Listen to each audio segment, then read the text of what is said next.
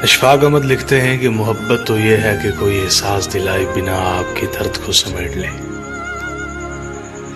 आपकी कमजोरियों को ढांप ले। इसमें ना कोई वादे हों ना इंतजार, इसमें कुछ तलब करने की नौबत ना आए, वगरना महज राब्ते में रहना, गुफ्तगू में मोहब्बत के बुलंदो बांग दावे करना। जुबान का चस्का तो हो सकता है लेकिन मोहब्बत नहीं।